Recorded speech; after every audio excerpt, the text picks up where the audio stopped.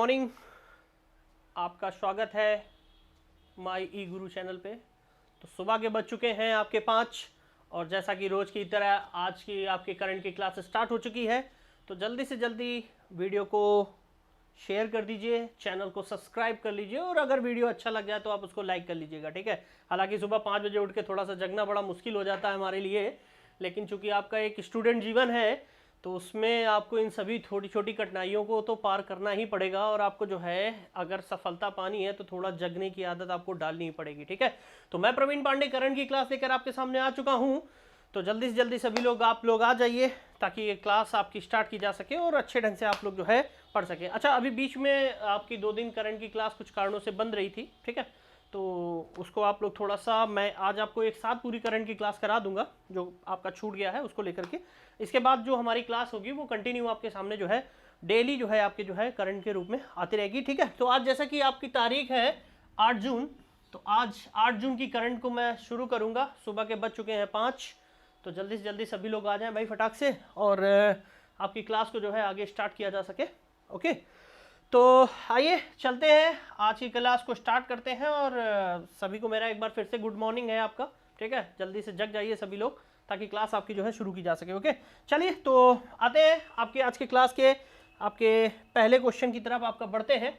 और पहला क्वेश्चन मैंने आपके सामने स्क्रीन पर लगा दिया है, आपको नजर आ रहा होगा। और क्लास है आपका, कह रहा है कि हाल ही में भारत सरकार ने कितने करोड़ डेयरी किसानों के लिए किसान क्रेडिट कार्ड अभियान की शुरुआत की है, ठीक है। तो किसान क्रेडिट कार्ड योजना जो शुरू की जाती है, सबसे पहले आपको इसके बारे में थोड़ा सा आपको जानकारी होनी चाहिए कि किसान क्रेडिट कार्ड, जिसे हम लोग केसीसी के नाम से जानते हैं, जो आपके भारत में रहने वाले किसान हैं उन किसानों की मदद करने के लिए आपके नाबार्ड संस्था ने, ठीक है, नेशनल एग्रीकल्चर एंड बोर्ड ने आपका जो है इस किसान क्रेडिट कार्ड योजना की शुरुआत की थी। किसान योजना के तहत आपकी जो है 2004 में केसीसी की शुरुआत हुई थी। नाबार्ड योजना ने आपकी शुरुआत की थी जिसमें किसानों को लोन देने का प्रावधान आपका किया गया था, ठीक है। किसानों को लोन देने के लिए जो है आपकी व्यवस्था योजना शुरू की गई थी, जिसमें भारत सरकार ने अब के बार जो है डेयरी किसानों को भी आपके जो है लोन देने की प्रक्रिया की शुरुआत की है।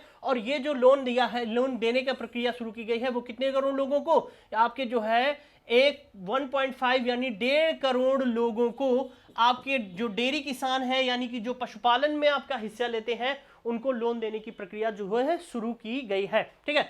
इस प्रक्रिया के अंतर्गत कहा गया है कि जो लोन दिया जाता है वो दिया जाता है आपका कितने साल के लिए। जो लोन आपका दिया जाता है वो दिया जाता है आपका 3 साल के लिए। कितने साल के लिए?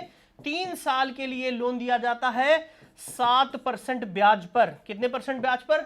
7% ब्याज पर आपका लोन दिया जाता है। और अगर 3 साल के अंदर अंदर किसान अगर लोन जमा कर देता है तो सरकार उसे 3% की सब्सिडी दे देती है। क्या दे देती है? आपकी जो है सब्सिडी जो है प्रदान कर देती है, ठीक है। तो सब्सिडी जो दी जाती है वो 3% की दी जाती है अगर 3 साल के अंदर जो है लोन जो है चुका दिया जाता है।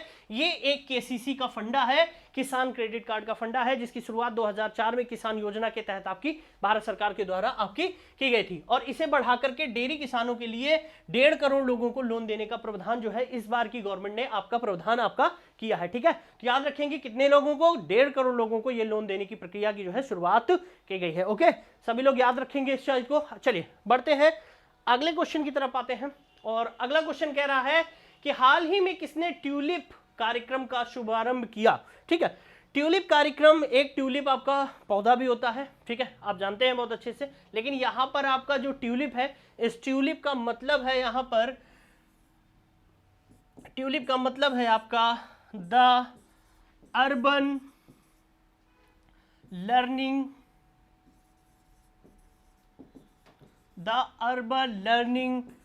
इंटर्नशिप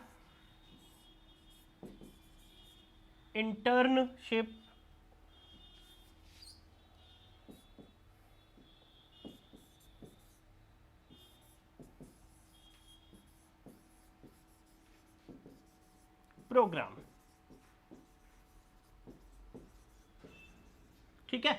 यहां पर जो आपका ट्यूलिप है, इस ट्यूलिप का मतलब है द अर्बन इंटर्नशिप, आपका the urban learning internship programme, ये आपका ट्यूलिप का मतलब है। और इस ट्यूलिप प्रोग्राम की जो शुरुआत की है वो हरदीप सिंह पुरी, आपके एक एसोसिएट सचिव हैं, आपके मिनिस्टर ऑफ स्टेट सचिव हैं, जिन्होंने इस प्रोग्राम की आपकी शुरुआत की है। और इस प्रोग्राम के तहत उन्होंने कहा कि जो स्मार्ट सिटीज़ आपकी बनाई जाएंगी या जो आपकी मेट्रो सिटीज़ हैं वहाँ पर इंटर्नशिप प्रोग्राम आपका लॉन्च किया जाएगा। लोगों को सीखने के लिए विकास योजना, कौशल विकास योजना के तहत उन्हें सीखने के लिए प्रोत्साहित किया जाएगा।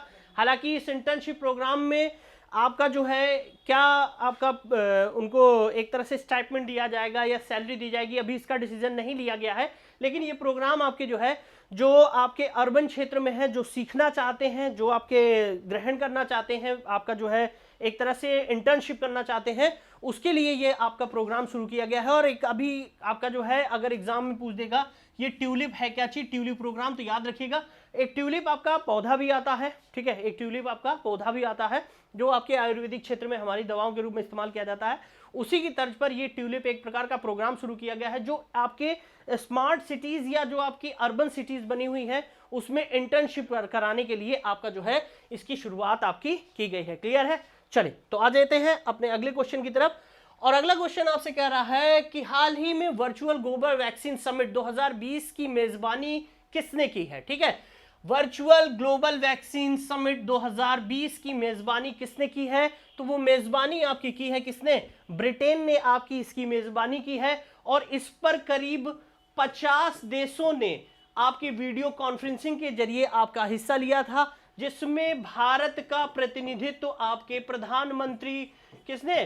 प्रधानमंत्री नरेंद्र मोदी जी ने किया है। ठीक है, आपके जो है भारत का प्रतिनिधित्व प्रधानमंत्री नरेंद्र मोदी जी ने किया है। और इस समिट के आयोजन का मकसद ये था आपकी कोविड के लिए वैक्सीन, कोविड-19 के लिए वैक्सीन का निर्माण करना। ठीक है, किस तरह से आपकी वैक्सीन का निर्माण किया जाएगा, इसलिए आपकी ये जो कोविड आपका जो वर्चुअल वैक्सीन प्रोग्राम है, आपका जो समिट है, इसका आयोजन किया गया था। ठीक है, और इस पे याद रखिएगा कि इस पर भारत ने आपके जो है 15 मिलियन अमेरिकी डॉलर निवेश करने के लिए जो है आपका योगदान देने के लिए बात कही है। ठीक है, कितना? 15 मिलियन अमेरिकी डॉलर जो है भारत इस वैक्सीन बनाने में, कोरोना की वैक्सीन बनाने में जो है भारत जो है आपका ब्रिटेन की क्या करेगा? मदद करेगा। ठीक है, ब्रिटेन से एक पॉइंट याद रखिएगा, ब्रिटेन के प्रधानमंत्री का नाम क्या है? ब्रिटेन के प्रधानमंत्री का नाम है आपके बोरिस जॉनसन। क्या नाम है? बोरिस जॉनसन नाम है। और अभी ये कोरोना को मात दे करके आपके जो है कोरोना पॉजिटिव हो गए थे, ये आपके आइसोलेट रहे थे, हॉस्पिटल में भर्ती रहे थे और उसके बाद ठीक होकर के आपके सामने जो है आ चुके हैं। ये अब जो है पूरी तरह से स्वस्थ हो चुके हैं और उन्हें कोरोना वैक्सीन बनाने के लिए आपके इस समिट का आयोजन करवाया था। क्लियर है? याद रखेंगे ना, ब्रिटेन के प्रधानमंत्री हैं बोरिस जॉनसन।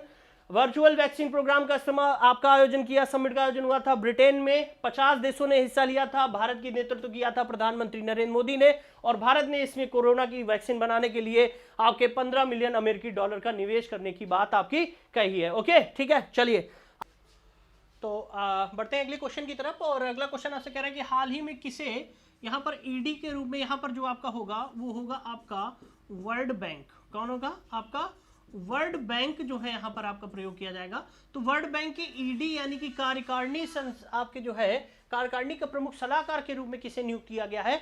तो वो नियुक्त किया गया है आपके किसको? राजीव टोपने को जो है आपका जो है नियुक्त किया गया है। नई कार्यकारिणी के जो वरिष्ठ मुख्य सलाहकार के रूप में अगर नियुक्त किया गया है तो राजीव टोपने को जो है आपका नियुक्त किया गया है। अगर मैं थोड़ा सा वर्ल्ड बैंक के बारे में अगर आपको जानकारी दे दूं तो इसकी जो स्थापना हुई है वो आपकी जो है जुलाई 1945 ईस्वी को जो है आपकी इसकी स्थापना हुई थी। जुलाई 1945 जो है आपकी इसकी स्थापना हुई थी। और आपका जो है ये एक प्रकार से आपके जितने भी बैंक्स हैं उनके साथ में अटैच रहती है और उस पर जो है आपका पूरी तरह से जो है आपका कार्य करती है। ठीक है, उसे जो है आपका बनाने का कार्य जो है आपका मतलब एक तरह से लोन लेना है या देशों को लोन देना है या आपकी जो है सहायता देना है, उसके लिए जो है आपका ये कार्य करती है। और इसका जो मुख्यालय है, वर्ल्ड बैंक का जो मुख्यालय है वो आपका वॉशिंगटन डीसी में है। कहाँ पर है? वॉशिंगटन डीसी में जो है इसका मुख्यालय है। ठीक है, वॉशिंगटन डीसी में जो है आपका इसका मुख्यालय। याद रखिएगा जितने भी मनी से संबंधित वो आपके मुख्यालय हैं वो आपके सब कहाँ पर बने हुए हैं, वो आपके वॉशिंगटन डीसी में आपके जो है बने हुए हैं, ठीक है। और अगर इसके समय की अगर हम बात करें, आपके जो आपके प्रमुख हैं आपके, ठीक है, तो आपके डेविड मॉल्पस जो आपके हैं वो इसके प्रमुख के रूप में आपके जाने जाते हैं, ठीक है। तो डेविड मॉल्पस जो आपके हैं वो आपके जो है इसके प्रमुख हैं और इसका मुख्यालय वॉशिंगटन डीसी में है। राजीव टिपने को जो है प्रमुख सलाहकार के रूप में नियुक्त किया गया है, ठीक है। तो आते हैं अगले क्वेश्चन की तरफ, आ जाइए अगले क्वेश्चन की तरफ। और अगला क्वेश्चन आपके सामने कह रहा है कि हाल ही में गरीबी रेखा के नीचे रहने वाले लोगों को मुफ्त इंटरनेट देने वाला भारत का पहला कौन सा राज्य बना है, ठीक है। तो भारत का पहला राज्य बना है आपका केरल, जिसने गरीबों को फ्री में इंटरनेट देने की सेवा की शुरुआत की है। और इसी के तहत इन्होंने एक आपका शुरू किया है एफकॉन व्यवस्था। इस एफकॉन व्यवस्था के तहत वो आपकी पहचान करेंगे और पहचान करने के बाद में आपके जो है उन्हें मुफ्त में इंटरनेट देने का कार्य करेंगे, ठीक है। हालांकि अभी आप लोगों ने एक बहुत ही दर्द भरी घटना भी सुनी होगी केरल की, जिसमें एक हथनी को या एक गर्भवती हाथी को जो है आपका जो है पूरी तरह से जो है उसे आपका पटाखे खिला करके मार दिया जाता है। ये एक बहुत ही दर्द विदारक घटना हुई थी और आप लोगों ने इसके बारे में बहुत सारी चर्चा भी सुनी होगी, ठीक है, कि इतने पढ़े लिखे राज्य में भी इस तरह के लोग बने हुए हैं जो इस तरह की ओछी हरकत करते हैं। घृणा के पात्र हैं ऐसे लोग जो इस तरह की हरकत करते हैं, ठीक है। चलिए आ जाइए अपने अगले क्वेश्चन की तरफ। और अगला क्वेश्चन आपसे कह रहा है कि हाल ही में एथलेटिक फेडरेशन ऑफ इंडिया ने किसे राजीव गांधी खेल रत्न पुरस्कार के लिए जो है आपका नामित किया है, ठीक है। राजीव गांधी खेल रत्न पुरस्कार के लिए किसे नामित किया है, तो वो है आपके नीरज चोपड़ा, ठीक है। नीरज चोपड़ा एक आपके जेवेलियन थ्रोवर हैं, यानी कि जो भाला फेंक आपका प्रतियोगिता होती है, हिंदी में अगर हम शुद्ध बोले तो भाला फेंक जो प्रतियोगिता होती है, उस भाला फेंक प्रतियोगिता में आपके जो है सर्वश्रेष्ठ स्थान रखते हैं आपके नीरज चोपड़ा। और कॉमनवेल्थ गेम में इन्होंने और एशियाई गेम में इन्होंने गोल्ड मेडल हासिल किया है। इसीलिए विश्व एथलेटिक चैंपियन ने एथलेटिक फेडरेशन ने ऑफ इंडिया ने इन्हें जो है राजीव गांधी खेल रत्न पुरस्कार के लिए जो है आपका नामित किया है, ठीक है। इसी के बाद में एक नाम और आपको मैंने बताया था, अगर याद हो इससे पहले वाले वीडियो में देखिए तो मैंने लिखाया था दीप्ति शर्मा के बारे में। ये आपकी इंडियन क्रिकेट टीम की है और आपके जो है बीसीसीआई ने आपके दीप्ति शर्मा को जो है खेल रत्न राजीव गांधी खेल रत्न पुरस्कार के लिए जो है आपका नामित किया है, ठीक है। तो ये दोनों नाम आप याद रखिएगा, नीरज चोपड़ा जेवेलियन थ्रोवर है जिसे आपका भाला फेंक कहा जाता है वो है आपके, और दीप्ति शर्मा क्रिकेटर है जिन्हें आपके जो है आपका नामित किया गया है राजीव गांधी खेल रत्न पुरस्कार के लिए, ठीक है। चलिए बढ़ते हैं अगले क्वेश्चन की तरफ। और अगला क्वेश्चन आपसे कह रहा है कि हाल ही में जारी एशिया यूनिवर्सिटी रैंकिंग 2020 में कौन सा शीर्ष पर रहा है, कौन सी यूनिवर्सिटी आपकी जो है वो शीर्ष पर रही है, तो याद रखिएगा टी सिंघुआ यूनिवर्सिटी ये आपकी बनी हुई है कहां पर, ये आपकी चीन की यूनिवर्सिटी है, ये आपकी चीन की यूनिवर्सिटी है। ये आपकी जो है टॉप में रही है। इस यूनिवर्सिटी ने एशिया यूनिवर्सिटी रैंकिंग जो प्रस्तुत किया है वो ब्रिटेन की एक संस्था ने जो है आपका इसे प्रस्तुत किया है और इसमें विश्व के 100 शीर्ष एशिया के 100 शीर्ष यूनिवर्सिटीज का इसमें उल्लेख किया गया है, जिसमें आपकी चीन की यूनिवर्सिटी टी सिंघुआ यूनिवर्सिटी और आपकी एक जापान की यूनिवर्सिटी है जिसका नाम है पेकिंग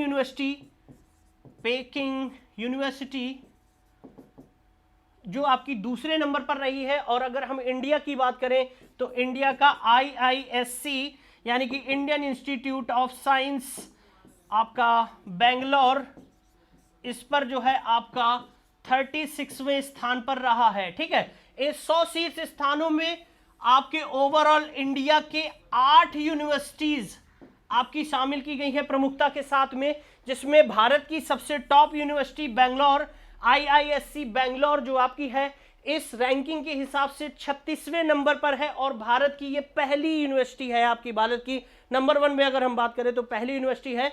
इस शीर्ष 100 में भारत की 8 यूनिवर्सिटियों को जो है आपका शामिल किया गया है, ठीक है। और अगर पहले नंबर पर बात करें तो वो आपके है टी सिंघुआ यूनिवर्सिटी जो आपकी चाइना की आपकी है, ठीक है। और दूसरे नंबर पर है जापान की पेकिंग यूनिवर्सिटी और 36वें नंबर पर आपकी IISc है बेंगलोर की जो आपके 36वें नंबर पर। हालांकि अगर इससे पहले की बात करें तो इसका जो स्थान था वो 29वां था, लेकिन अब आपके कुछ अंक खिसक करके ये आपके 36वें नंबर पर आपकी जो है चली गई है, ठीक है। और हाँ, एक पॉइंट और याद रखिएगा कि 100 शीर्ष यूनिवर्सिटीज में आपकी जो है भारत की 8 यूनिवर्सिटीज को शामिल किया गया है। ओके, चले आइए फिर मिलते हैं अगले क्वेश्चन से।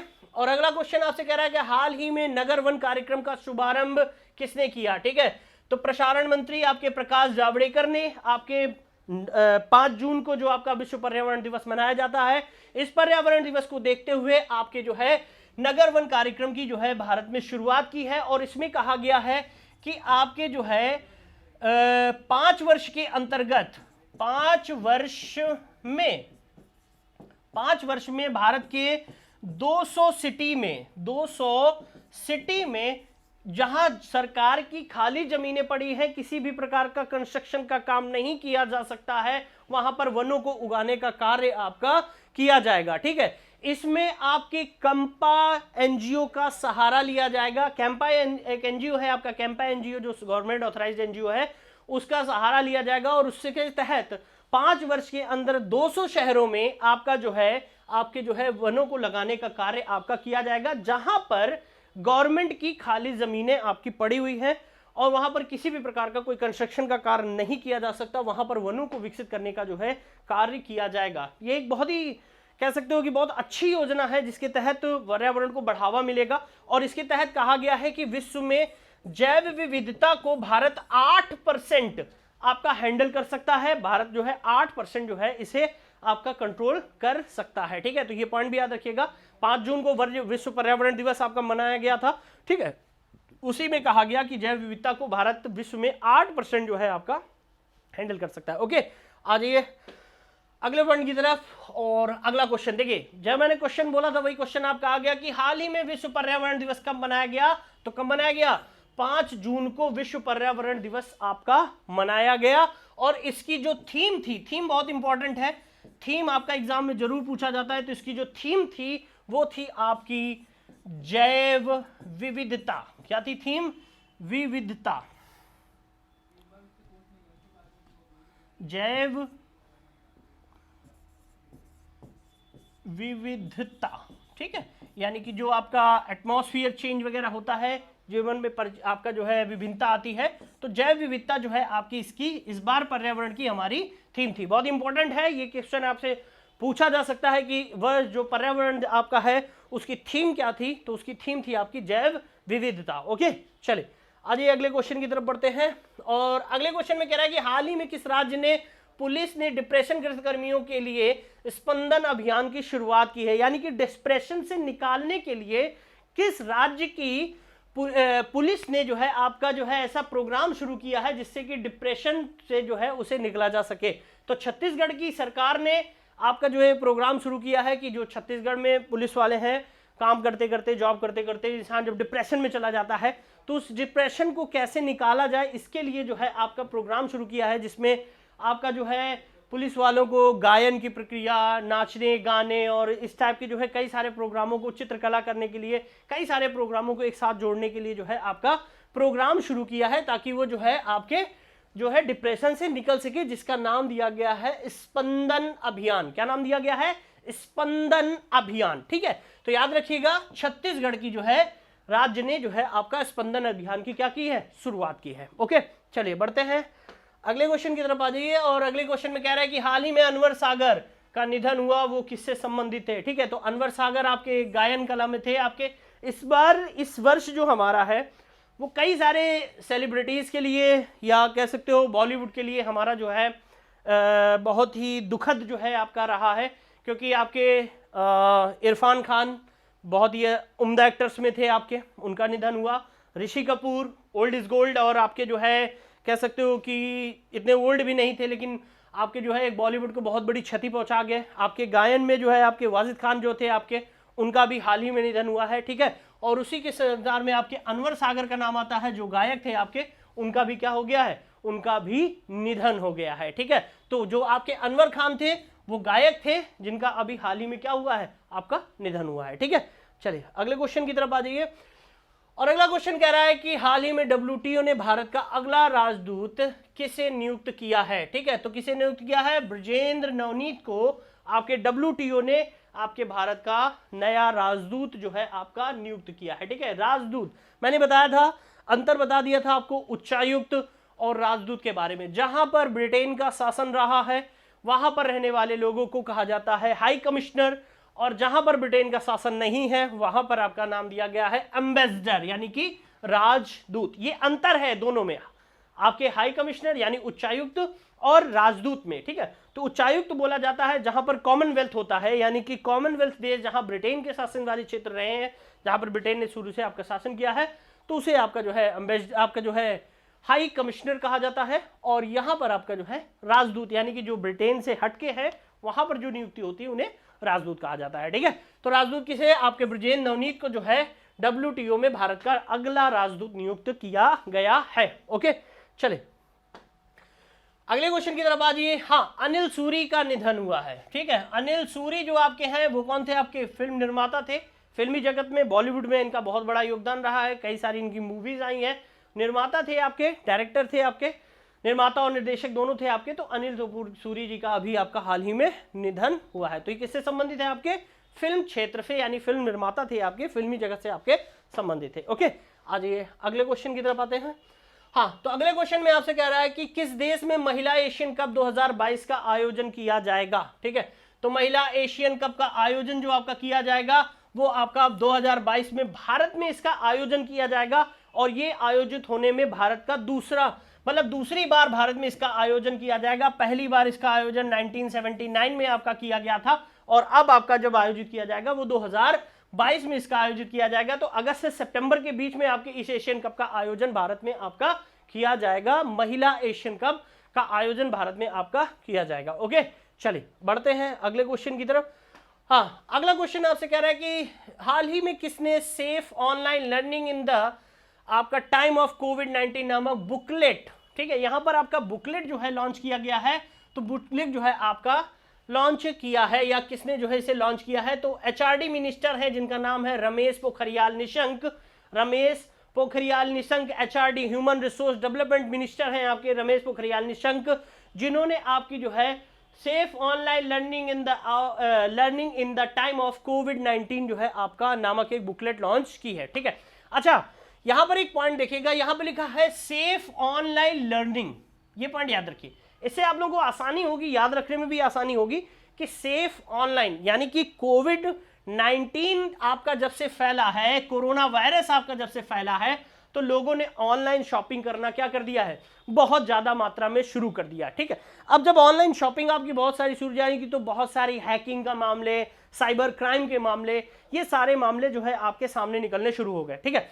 अब इन्हीं मामलों में पब्लिक को जागरूक करने का कार्य किया गया, और जागरूक करने के लिए एक बुकलेट बनाई गई है जिसमें ऑनलाइन के लिए जो नियम, कायदे, कानून आपके होंगे उनको जो है रखा जाएगा, ठीक है। तो उस बुकलेट को लॉन्च किया है किसने, रमेश पोखरियाल निशंक। और रमेश पोखरियाल निशंक आपके कौन है, HRD मिनिस्टर है, यानी ह्यूमन रिसोर्स डेवलपमेंट मिनिस्टर है, जो आपके मोदी कैबिनेट में, आपका मोदी कैबिनेट का एक हिस्सा है। ओके, आ जाइए अगले क्वेश्चन की तरफ आते हैं। हाँ, अगला क्वेश्चन आपसे कह रहा है कि DLF का नया अध्यक्ष किसे नियुक्त किया गया है, ठीक है। तो DLF आप समझ लीजिए, DLF आपका एक मॉल शोरूम है, इसका मुख्यालय आपका बना हुआ है कहां पर, गुड़गांव में इसका मुख्यालय बना हुआ है, यानी गुड़गांव से इसकी शुरुआत हुई है DLF मॉल की। और इसके जो अध्यक्ष बनाए गए हैं आपके, वो बनाए गए हैं आपके कौन, राजीव सिंह जो आपके हैं इसके अध्यक्ष आपके बनाए गए हैं, ठीक है। राजीव सिंह जो है आपके इसके अध्यक्ष के रूप में आपके नियुक्त किए गए हैं, ठीक है। चलिए आते हैं अगले क्वेश्चन की तरफ। और अगले क्वेश्चन आपसे कह रहा है कि राहुल श्रीवास्तव को किस देश का नया राजदूत नियुक्त किया गया है। राहुल श्रीवास्तव को किस देश का राजदूत आपका नियुक्त किया गया है, ठीक है। किस देश का नियुक्त किया गया है, रोमानिया का जो है राजदूत नियुक्त किया गया है, किसको, आपके जो है राहुल श्रीवास्तव को। अच्छा, ठीक है, इसे एक दो पॉइंट और आप याद रखेंगे।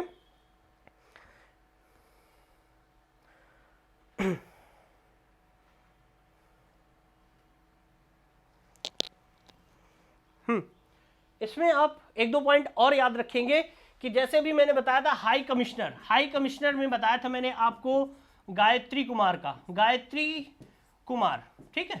तो गायत्री कुमार जो आपकी हैं वो आपकी नियुक्त है कहां पर, ब्रिटेन में। कहां पर नियुक्त है, ब्रिटेन में नियुक्त है, ठीक है। एक नाम और आएगा आपका रवीश कुमार, ठीक है, रवीश कुमार। तो रवीश कुमार NDTV वाले नहीं है, ये आपके जो है हाई आपके जो है राजदूत हैं आपके कहाँ के, ये राजदूत हैं आपके फिनलैंड के। कहाँ के, न्यू फिन आपके हैं, फिनलैंड के हैं। एक नाम और आपका आएगा सीबी जॉर्ज, सीबी जॉर्ज, ठीक है। तो sorry, CB George,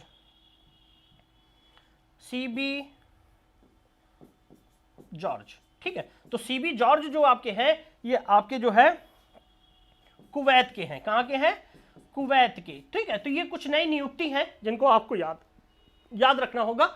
Rahul Srivastava कहाँ नियुक्त किए गए हैं, वो आपके रोमानिया के राजदूत बनाए गए हैं। गायत्री कुमार आपकी हाई कमिश्नर है, ब्रिटेन की हाई कमिश्नर। मैंने बताया हाई कमिश्नर क्यों यहां पर बताया, बाकी सब में राजदूत बताया, लेकिन यहां पर मैंने हाई कमिश्नर बताया। क्यों हाई कमिश्नर बताया, क्योंकि ब्रिटेन जो है आपका किसके, अंग्रेजों के अधीन आता है, और भारत अंग्रेजों के क्या रहा है, अधीन रहा है, ठीक है। इसीलिए यहां पर अगर नियुक्ति होती है तो वो हाई कमिश्नर के नाम से जानी जाती है। तो उच्चायुक्त जिसे कहते हैं, तो गायत्री कुमार जो आपकी हैं वो उच्चायुक्त है कहां की, ब्रिटेन की, ठीक है। रवीश कुमार का नाम आता है, वो फिनलैंड के आपके जो है राजदूत हैं। आपके सीबी जॉर्ज हैं, वो कुवैत के राजदूत हैं। और राहुल श्रीवास्तव जो आपके हैं वो रोमानिया के जो है आपके राजदूत के रूप में आपका नियुक्त किया गया है। ओके, चलिए आ जाते हैं अगले क्वेश्चन की तरफ।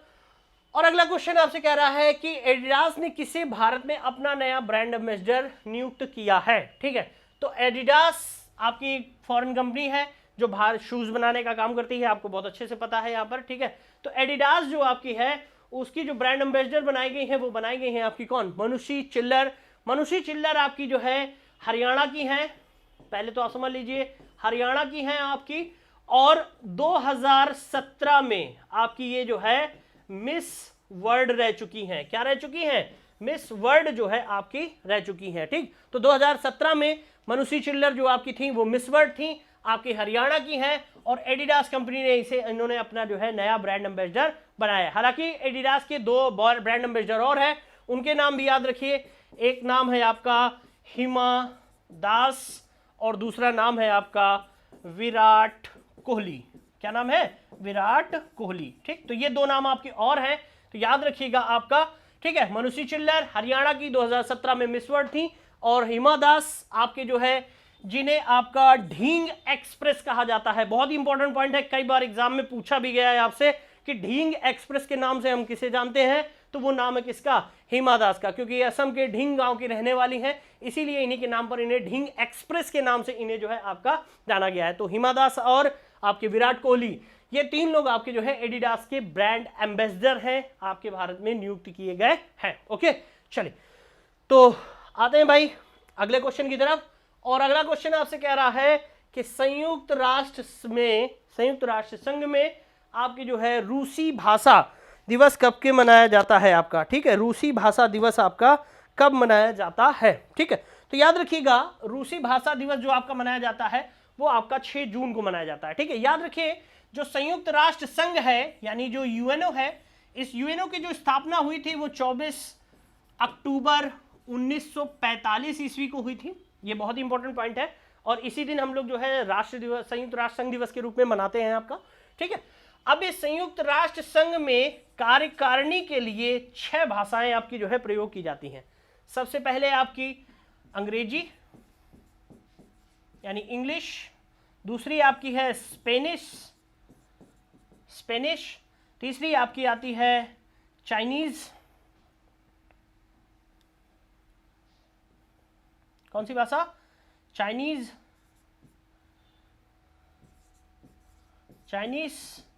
ठीक है।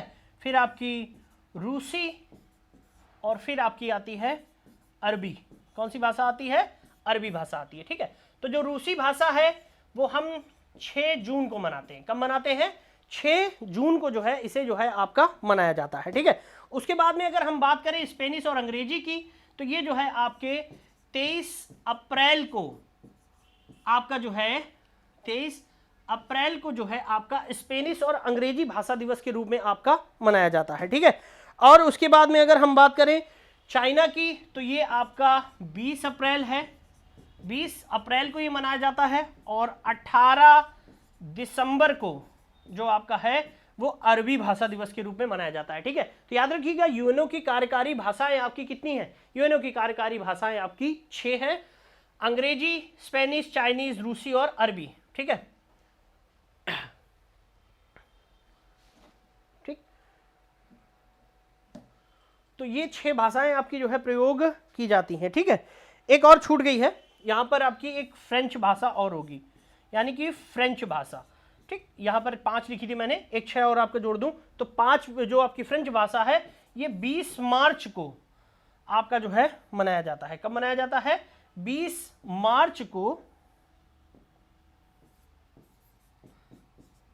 आपका जो है भाषा दिवस के रूप में आपका मनाया जाता है। ठीक है, तो ये 6 भाषाएं हैं जो आपकी प्रयोग की जाती हैं, आपकी यूएनओ की भाषा में है। यूएनओ की स्थापना आपकी जो है 24 अक्टूबर 1945 ईस्वी को हुई थी।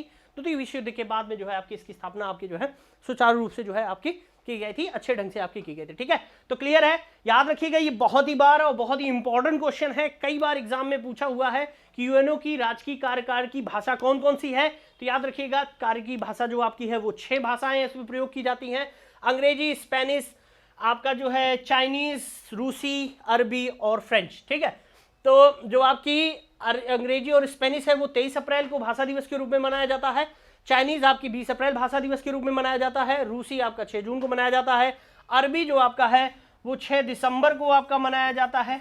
ठीक है, 18 दिसंबर को आपका मनाया जाता है, और फ्रेंच भाषा आपकी जो है 20 मार्च को जो है आपका मनाया जाता है। क्लियर है, इतनी चीज याद रखिएगा, इसके स्क्रीनशॉट आप जरूर ले लीजिएगा क्योंकि ये बहुत ही इंपॉर्टेंट क्वेश्चन है और आपका एग्जाम में पूछ सकता है। ठीक है, तो इन भाषाओं के बारे में आप याद रखिएगा। ठीक है, आ जाइए अगले क्वेश्चन की तरफ आते हैं, और अगले क्वेश्चन में आपसे कह रहा है कि हाल ही में फोर्ब्स द्वारा जारी की गई सबसे ज्यादा कमाई करने वाली सेलिब्रिटीज की लिस्ट में शीर्ष पर कौन है। ठीक है, शीर्ष पर कौन रहा है, इसका जवाब आपका है कि अमेरिका की रहने वाली आपकी काइली जेनर आपकी जो है आपकी फोर्ब्स पत्रिका के अनुसार सेलिब्रिटीज में आपके पहले स्थान पर हैं। आपकी काइली जेनर जो आपकी हैं, ये काइली कॉस्मेटिक की मालकिन है आपकी, जिन्होंने कॉस्मेटिक का सामान जो आपकी महिलाओं के लिए प्रयोग में लाया जाता है, तो काइली जो है कॉस्मेटिक में जो है आपकी फेमस है। काइली जेनर जो आपकी एक सेलिब्रिटी के रूप में जानी जाती है, और उन्होंने सबसे ज़्यादा जो है आपकी जो है इनकम करने वाली आपकी जो है महिला है काइली जेनर। ठीक है, अच्छा, उसके बाद में अगर हम बात करें खेल में सबसे ज़्यादा या स्पोर्ट्स में जो आपके सबसे ज़्यादा जो सेलिब्रिटीज़ हैं, तो उनका नाम है आपका Roger Federer. Roger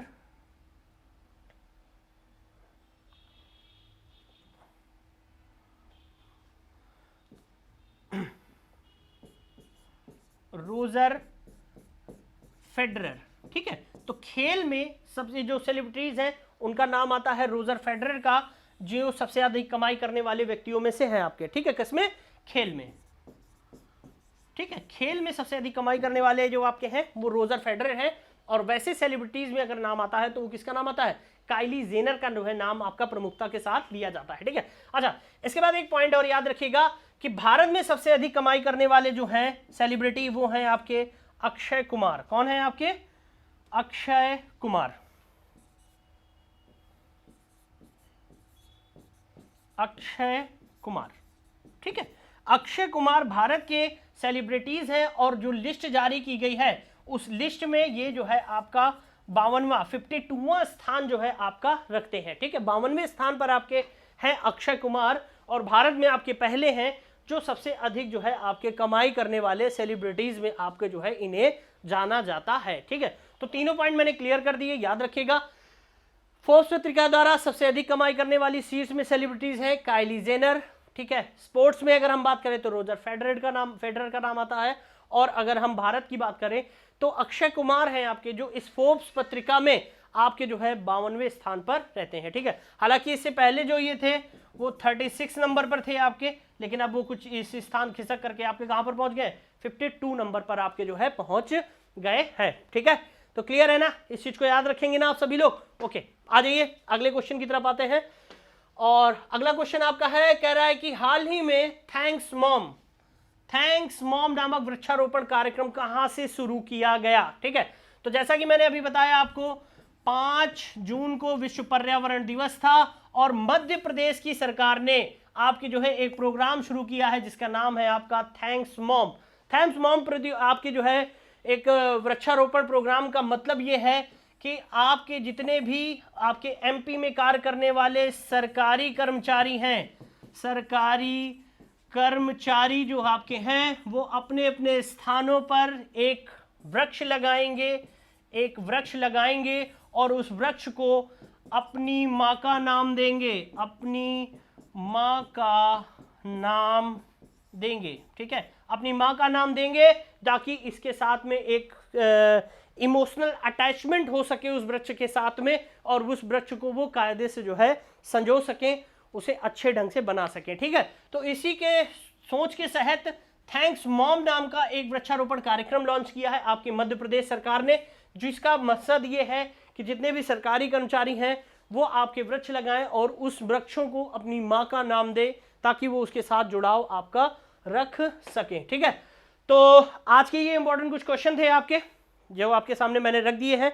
I hope आपको अच्छा लगा होगा। इन सभी क्वेश्चंस का आप लोग स्क्रीनशॉट जरूर ले लीजिएगा ताकि आपको जो आपके जो क्वेश्चन हैं आप उनको नोट कर सके और अच्छे ढंग से आप उनको पढ़ सकें और उनका एक बार रिवीजन कर सके। ठीक है, तो ठीक है, मिलते हैं फ्रेंड्स फिर आपकी अगली क्लास में, आपकी जीएस की क्लास में फिर से मेरी मुलाकात होगी आपसे। ठीक है, तब तक के लिए गुड डे, आप लोग अपना ख्याल रखिएगा और फ्रेश हो जाइए फटाफट, क्योंकि आगे आपकी और भी क्लासेस आपकी स्टार्ट होने वाली हैं, तो अच्छे ढंग से तैयारी पर लग जाइए, क्योंकि अभी फिलहाल लॉकडाउन की स्थिति में कोई एग्जाम नहीं है, तब तक आप अपनी तैयारी को और अच्छे ढंग से और मजबूत कर सकें। ओके ना, चलिए ठीक है, मिलते हैं फिर आगे, तब तक